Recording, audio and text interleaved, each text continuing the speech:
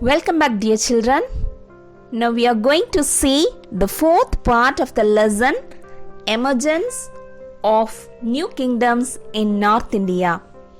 In that we are going to see Muhammad of Ghazni, AD-CE 997 to 1030. See, Muhammad is said to have conducted 17 raids. The raid means a short surprise attack into India. So he attacked 17 times. At that time, North India was divided into number of small kingdoms. One of them was Shahi Kingdom, which extended from Punjab to Kabul.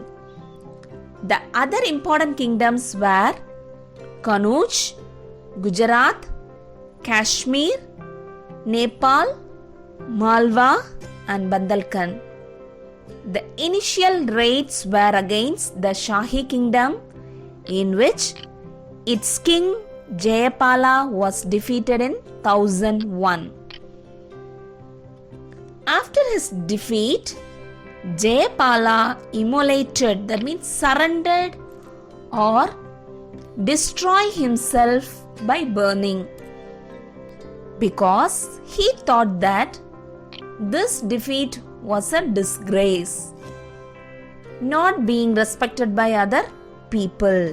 Hereafter, he will not get any respect from anyone. So he thought himself and he destroyed his life. His successor, inheritor, Anantapala fought against Muhammad but was defeated in the Battle of Vaihind near Peshawar in 1008. As a result of this victory at Vaihind, Muhammad extended his rule over Punjab, so he marched towards Punjab.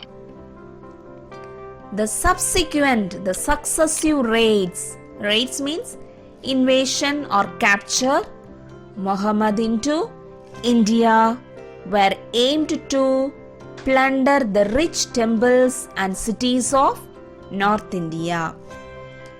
In 1018, Muhammad plundered, that means take materials for one's own purpose, the holy city of Mathura. Who plundered? Muhammad plundered the holy city of Mathura in the state of Uttar Pradesh. He also attacked Kanuj. Then Muhammad returned with enormous riches. His next important raid took place in Gujarat. After that, he plundered Gujarat also. In 1024 AD-CE, Muhammad marched from Multan across Rajputana and defeated the Solanki king Bhimha-Deva, first of Bhimha-Deva, and plundered Ahilwad. Muhammad is said to have destroyed famous temple of Somnath, and also he break the idol. Then he returned through the Sindh desert. That was his last campaign in India, and he died in 1038 AD-CE.